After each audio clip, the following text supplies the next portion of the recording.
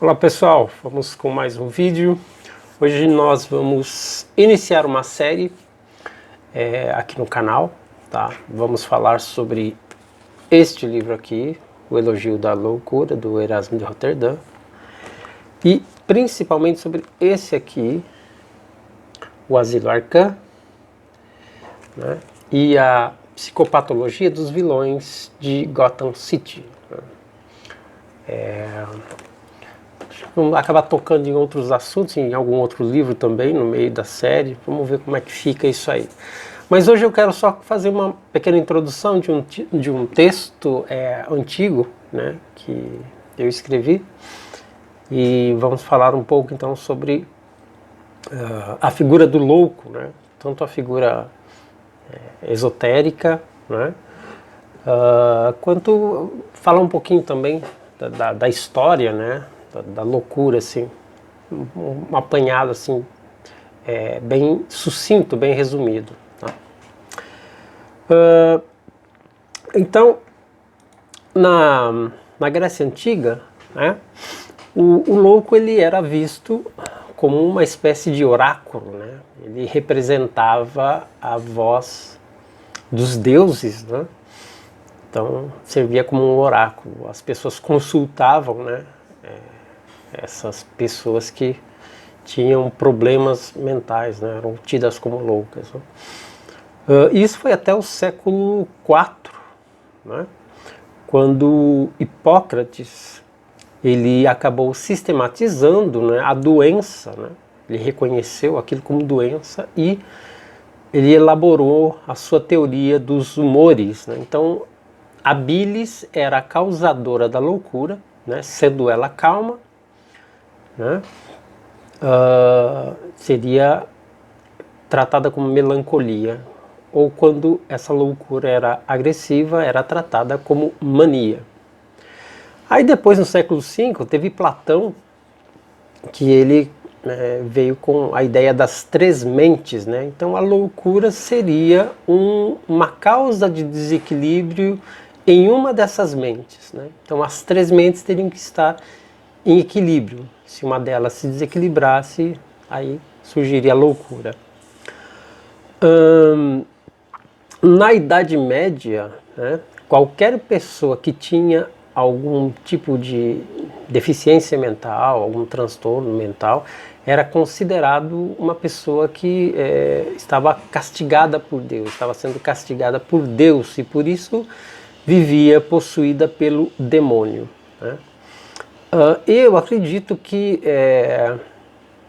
houve uma grande confusão, né, uma grande mistura, não houve uma identificação de quando o caso era uma doença e de quando se tratava de uma questão de exorcismo, de realmente o corpo, né, a pessoa estar possuída por algum espírito maligno. Né? Então, parece que juntou tudo numa coisa só. Né? E em alguns casos, essas pessoas, né, esses doentes, eram abrigados pela igreja ou acabavam internados em conventos. Né?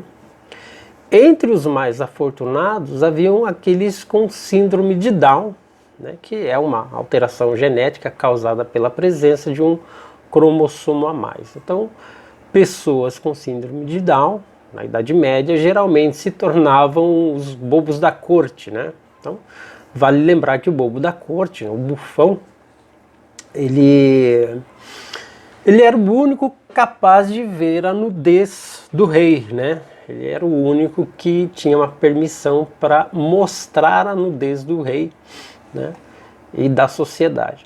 Então, aproveitando-se dessa pecha de louco, de bobo, né, ele poderia falar abertamente contra o rei, tornando-se assim um perigo em potencial para a realeza, né, mas sem correr o risco de perder a cabeça na guilhotina, além de apontar os vícios de toda a sociedade. Né. Seu papel era entreter e divertir a realeza. Para isso ele se utilizava de mímicas, de música, de dança, né, da poesia, do xiste, né, e também de histórias sem sentido, né, mas que guardavam uma sabedoria velada, né, por trás dessas histórias que que eram contadas, né? Então, esse bobo da corte, ele é uma espécie de coringa do baralho, né? Ele escondendo as cartas no caroço da manga. E é a figura esotérica do louco que caminha pelo mundo desapegado das ilusões do mundo, né? E nesse caso podemos compará-lo com uma versão ocidentalizada do poeta Zen, né? O poeta Zen é uma figura oriental, né? Poeta Zen budista, né? Que ele tinha toda uma maneira muito singular de ver a vida, de experimentar a vida, né? E então podemos aí fazer essa pequena comparação. Mas foi principalmente no início da Idade Moderna que o tratamento às pessoas com problemas mentais acabou se radicalizando, né? E quanto mais se radicalizava, também mais se desumanizava, né? Então não bastava ser o condenado como possesso, né? Ele acabava sendo surrado brutalmente, né?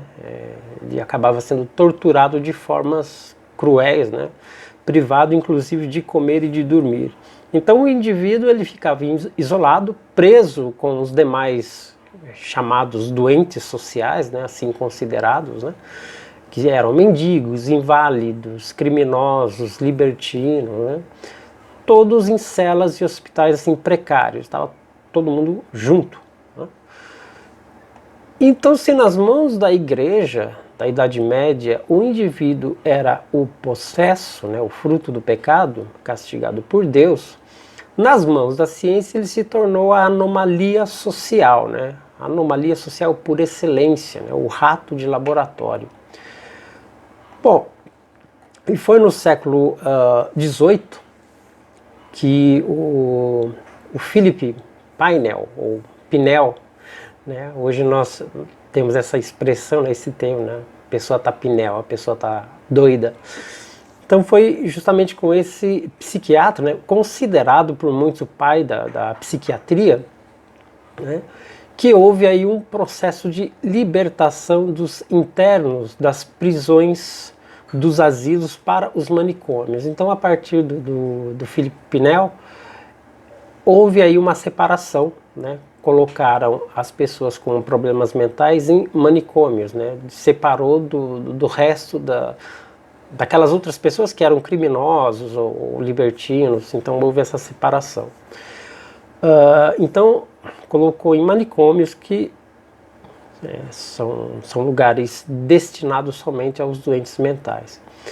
E já no século XIX passou-se a buscar a cura, ou seja, a normatização do louco para integrá-lo à sociedade.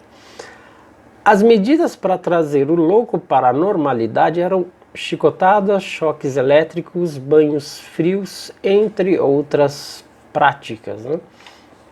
Então, uma vez que a pessoa era internada nesses manicômios, era quase impossível a sua saída do local, né? E ao sair, tornava-se muito complicada a sua reabilitação e reinserção na sociedade. Isso porque ela geralmente saía pior do que quando entrou. Em se tratando de clínicas públicas, o problema se agravava, uma vez que os responsáveis, né, dependem da quantia do governo, né, que paga, né, que mantém essas instituições.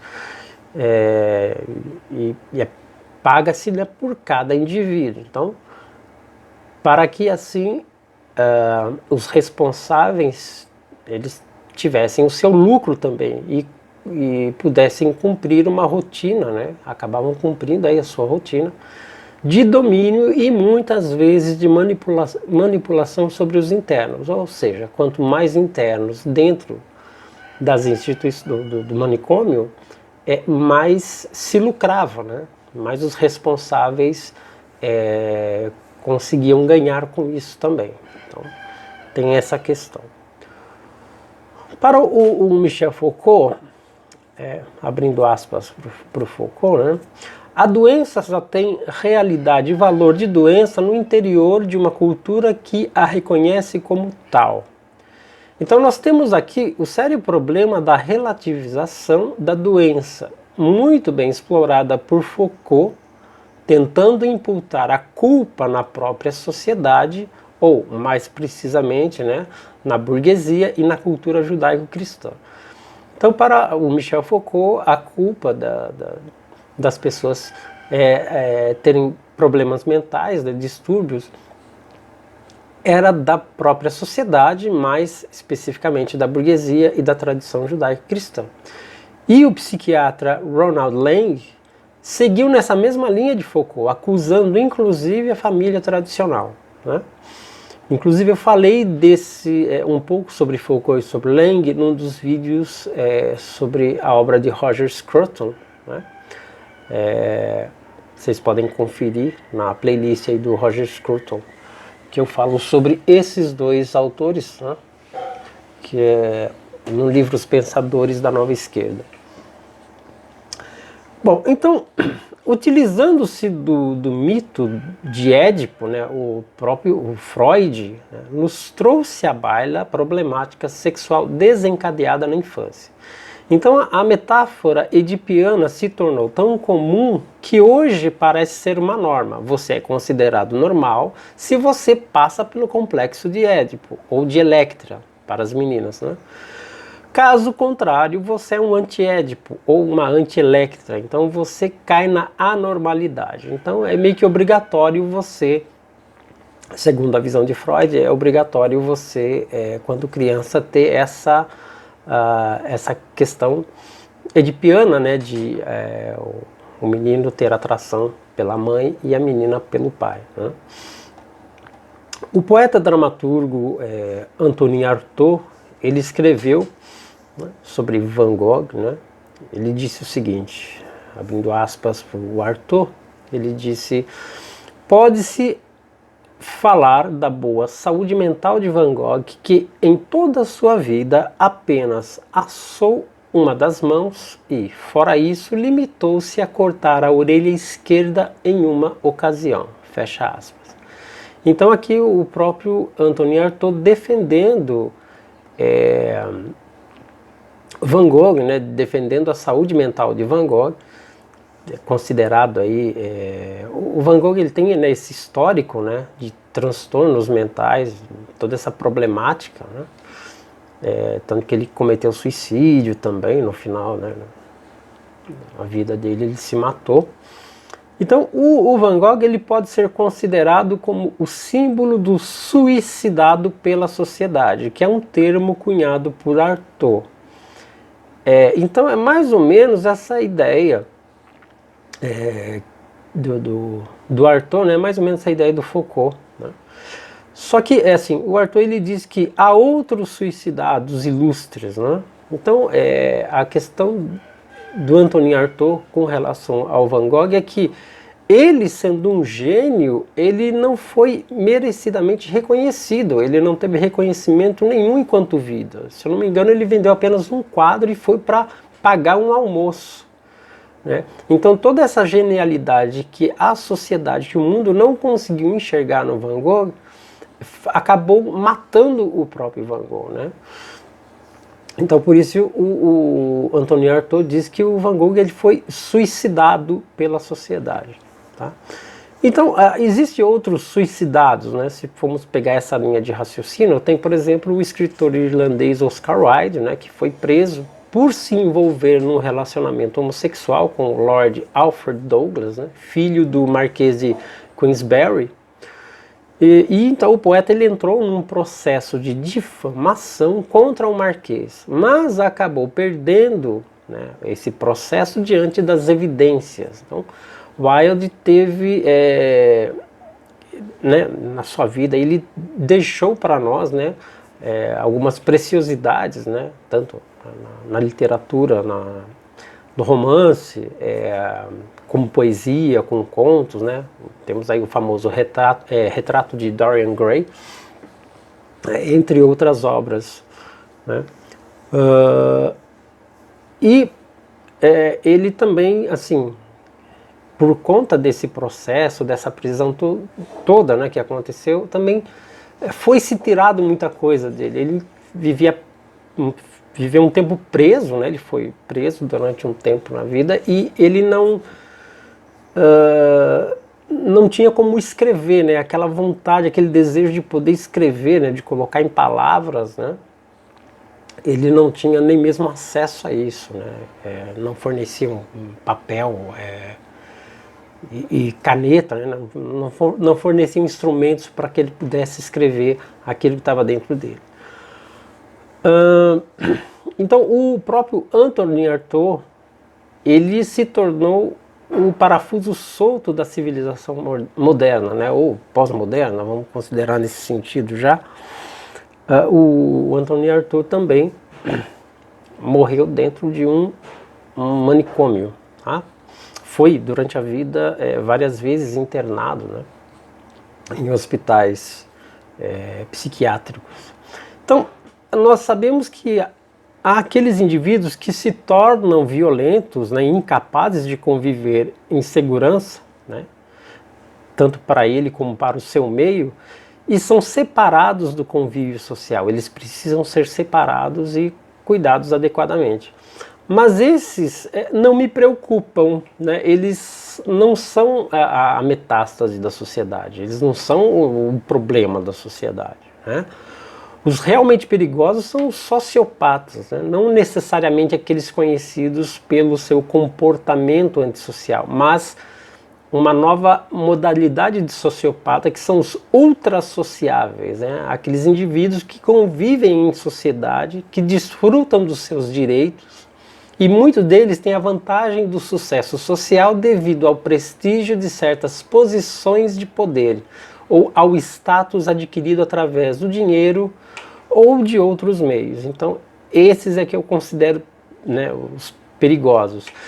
No entanto, o próprio psicopata, né, e podemos ver dessa forma, né, que o psicopata ele tem sofrido uma transmutação. Então, além dessa predisposição ao crime, né, premeditado, né, e, aos cálculos exatos, né, que ele tem em cada passo de cometer o seu intento, agora o psicopata está praticando a simulação política como exercício à cidadania diante de causas sociais, né? O improviso e para os mais requintados, né, a facilidade de lidar com o imprevisível. Então esse novo tipo de psicopata é que eu chamo de ultrassociáveis, né? Eles são mais requintados, eles conseguem lidar com o improviso, com a imprevisibilidade, mas eles continuam ainda altamente calculistas, né? Então, assim, essa mutação é congênita tanto para um como para outro.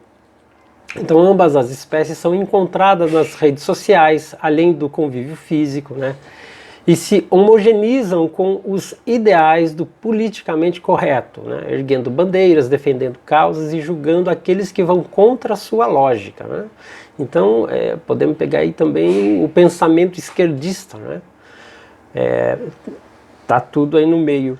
Sociopatia, psicopatia, esquizofrenia, neurose, estupidez, parece que tudo isso, né? Mais uma série aí de elementos se misturam, né? Se emaranham no dia a dia das pessoas comuns. Então, seja aí nas filas, nas brigas de trânsito, seja na competição acirrada, levada às últimas consequências, as filas das lojas, em dias de Black Friday, na discussão embasada pelo ódio, né, e pela hipocrisia ao se lutar pelos seus chamados direitos, nos protestos em praça pública, na alienação de suas escolhas duvidosas, né, no pastar conformado junto ao rebanho, na pornografização alimentada pelas mídias, nas crianças, né, chapadas de Ritalina e outras drogas pró-normalidade, nos atentados terroristas, na masturbação verbal, nos discursos dos políticos vendidos e dos ministros do STF, nas campanhas eleitorais do permissível e na intervenção do comunismo internacional aqui no Brasil, que é um país que sempre levou jeito para ser uma piada. né? E não se trata apenas do red tape, né? A burocracia, né? A burocracia é apenas uma maneira de oficializar e esconder o terrorismo por trás dos bastidores dos governos, né? Então, o terrorismo praticado por alguns ministros do STF, seja em soltar criminosos das prisões em larga escala, né? Ao mesmo tempo em que permitem que governadores encarcerem pessoas honestas, né? Então, a fita vermelha hoje não está apenas amarrando documentos. A fita vermelha do comunismo internacional está amarrando os políticos e as instituições do nosso país com o dinheiro vermelho da sua revolução.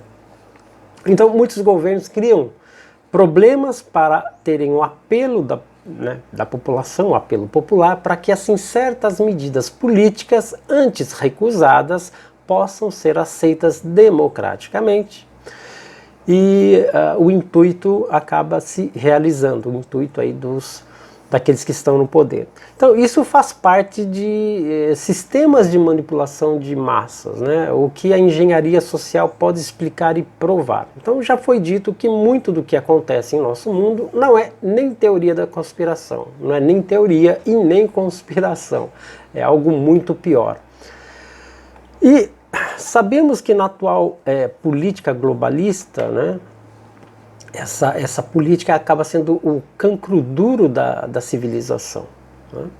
O politicamente correto em si já é uma psicopatia. Seguindo certa linha de pensamento, podemos considerar a ignorância como um estado mental desequilibrado, que pode ser tratado mediante a instrução e ao conhecimento. Nenhum ato terrorista é considerado um comportamento próprio de pessoas com transtornos mentais ou doentes mentais, né? Nenhum terrorista ele é considerado um doente social, né? É engraçado como é aceito, né, é nomeado apenas como terrorista, como criminoso, mas ninguém associa também o terrorismo como uma espécie de predisposição à matança, ao assassinato. Então tem aquela faceta do fanatismo, né? Não, eles são fanáticos, né? Mas o que é o fanatismo? É o que compõe, né, essa mentalidade, né? Então a história do mundo está recheada de atos terroristas e atos extremos, né? E tais paradigmas fazem parte do nosso perfil histórico, que acaba sendo gravado nas nossas células, né? Nós herdamos através do nosso DNA ancestral. Então há o peso do inconsciente coletivo não explorado devidamente por uma sociedade que ainda busca apenas respostas mais superficiais. Ainda assim, há tratamentos, né, alternativos que vão desde filosofia, terapias holísticas, né, além dos tratamentos mais tradicionais dentro da psicologia e da psiquiatria, né, com a aplicação de remédios, né. E quem afinal está isento de transtornos mentais e emocionais, né? Então, falamos muito do desequilíbrio mental, do desequilíbrio emocional de outras pessoas, mas nós mesmos não percebemos a que ponto, a que nível está a nossa saúde mental, a nossa saúde emocional. A gente gosta de ver o dos outros, mas não nos olhamos dentro dessa perspectiva. Se considerarmos uma política de normalidade, então devemos, em contrapartida, levar em conta a insanidade como virtude. Há uma técnica, né, que existe para se combater incêndios, não usando água, mas usando fogo. Então combate-se fogo com fogo.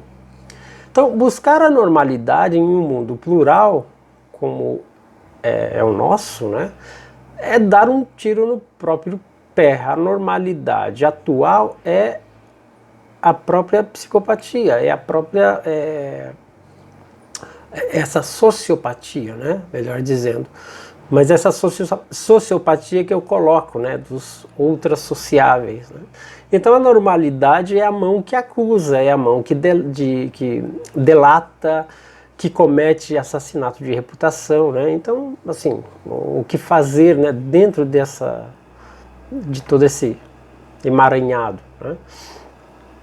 Então, nós livramos os nossos antigos paradigmas, né? E quando nos livramos desses paradigmas, é uma tentativa de anular a nossa herança nociva enraizada na sociedade.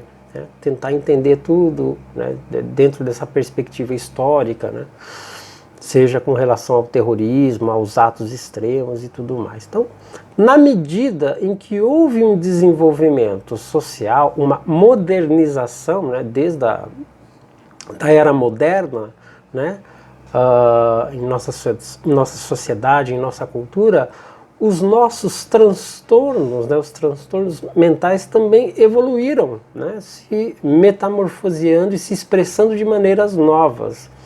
Quando olhamos para a vida como um elemento sagrado, né, pautado em ensinamentos cristãos, por exemplo, estaremos mais próximos de resolver essas questões que criam divisões, separatismo entre pessoas, né, interligado com a nossa liberdade, né, na medida certa, a nossa tolerância livre da hipocrisia e a nossa igualdade, conservando a nossa individualidade.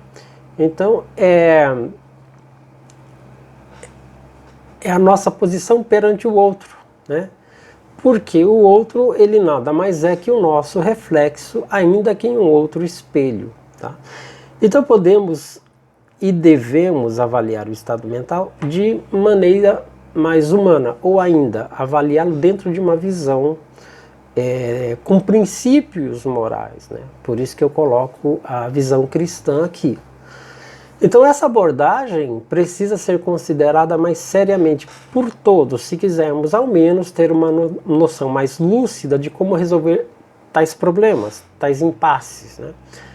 O ser humano como algo mais integral, né, complexo e maravilhoso. Então deveríamos ter essa perspectiva, né, do ser humano.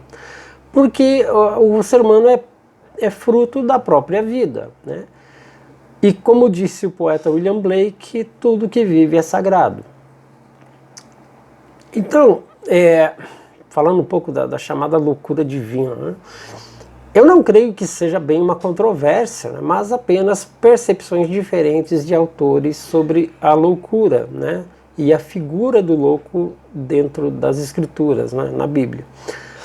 O louco ele é comparado ao pecador e, por extensão, a loucura ao pecado, uma vez que a loucura espiritual é o resultado do pecado e, por isso, distorce a razão e a lucidez. Então, em Eclesiastes, né, está escrito assim, né, abrindo aspas, este é o mal que há em tudo o que acontece debaixo do sol. O destino de todos é o mesmo. O coração dos homens, além do mais, está cheio de maldade e de loucura durante toda a vida. E por fim eles se juntarão aos mortos. Fecha aspas. Então, em Eclesiastes tem esse trecho, né? Então a loucura é inerente ao homem decaído, né? É da sua natureza, né? A tal loucura ela se reflete em maldade contra Deus e contra o próprio homem. Isso é até o fim da sua vida e é um mal debaixo do sol, segundo o Eclesiastes, né? Em Jeremias 51:7 está escrito, abrindo aspas, a Babilônia era um cálice de ouro nas mãos do Senhor. Ela embriagou toda a terra. As nações beberam o seu vinho, por isso enlouqueceram. Fecha aspas. Então, aqui comparando a ideia do vinho do pecado que leva as pessoas à loucura. Aí em Romanos, no capítulo 1, 22 e 23, está escrito, abre aspas, dizendo-se sábios, tornaram-se loucos e trocaram a glória de Deus imortal por imagens feitas segundo a semelhança do homem mortal, bem como de pássaros, quadrúpedes e répteis. Então, fecha aspas, que acaba sendo uma amostra do apóstolo, né, falando da idolatria sendo tratada como uma loucura diante de Deus. Bom, há uma série de passagens, né, que usa do termo, né, da da palavra loucura em vários sentidos, né? Por exemplo, para o homem mundano, o descrente, né, o evangelho, a crença em Deus ou em um Messias, né, é também considerado loucura. Então Jesus foi julgado como louco desde a sua época por muitos dos seus. Né? Em Coríntios 1, 18, 25 está escrito: pois a mensagem da cruz é loucura para os que estão perecendo, mas para nós que estamos sendo salvos é o poder de Deus. Então o poder de Deus é loucura para o homem mundano, porém é impossível para o homem espiritual ou mundano compreender o próprio Deus, já que a compreensão torna-se loucura. Então tem esse paradoxo aí também. Não dá para compreender Deus na sua totalidade. Nós vivemos de pequenos fragmentos daquilo que é Deus, né?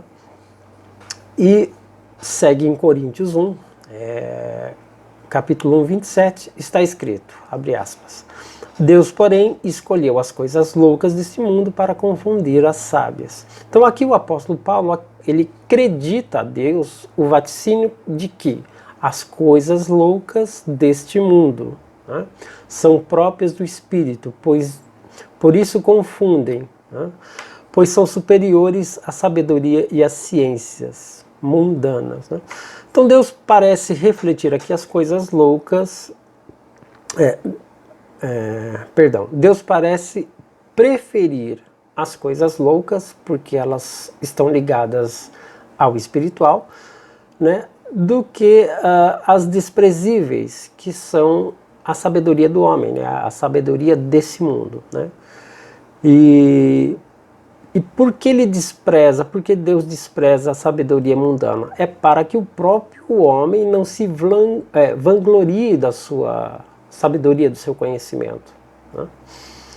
Bom, a humanidade ela continuará por mais, né, sabe-se lá quanto tempo, né, com o seu caminhar incansável na busca dessa normalidade. Né? E não mais como o louco, né, transmitindo sua sabedoria oculta nas frases, nos poemas, nas histórias sem sentido, né? Como fazem os bobos da corte. Né? Mas o louco hoje a humanidade, né? Não louco, a humanidade ela caminha e acaba sendo mais tratada como ratos de laboratórios, né? Seja da indústria farmacêutica, seja como cobaias ideológicas do sistema de descarte, como subservientes do esquema problema, reação, solução, em que o governo globalista cria as próprias dificuldades sociais para depois vender facilidades na resolução desses problemas. Então, hoje as pessoas estão mais encaixadas dentro dessa metáfora, né, de ratos de laboratório do que antigamente, né, o louco que na sua loucura ele transmitia sabedoria.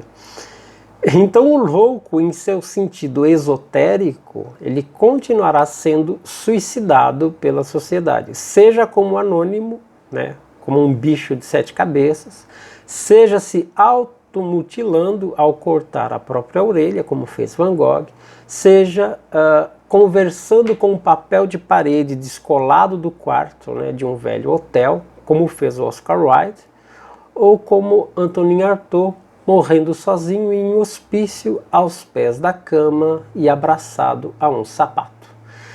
Então é isso, pessoal. É apenas um breve texto, né? Trazer algumas reflexões, né, sobre a imagem esotérica do louco, mas também tocando em alguns pontos dentro da história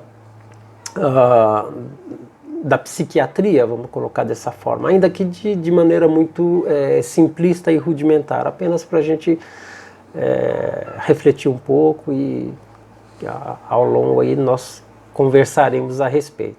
Então no próximo vídeo aí eu entrarei, né, neste livro aqui, O Asilo Arkham, a psicopatologia dos vilões de Gotham City, do Francisco Assunção Júnior, né, que é um psiquiatra. Falarei um pouco dele no próximo vídeo e dessa obra, né, da sua obra, Serão, acho que, vários vídeos aí a respeito dessa obra aqui, né? Tentando aí criar um link também com mais perto da nossa realidade. Mas é isso, pessoal. Agradeço a vocês, né, mais esse vídeo, por acompanhar o canal. Se você não é inscrito, se inscreva. Se você gostou do vídeo, compartilhe, deixe aí o seu like, seu comentário. E vamos aí até os próximos vídeos. Um grande abraço e faça o seu caminho.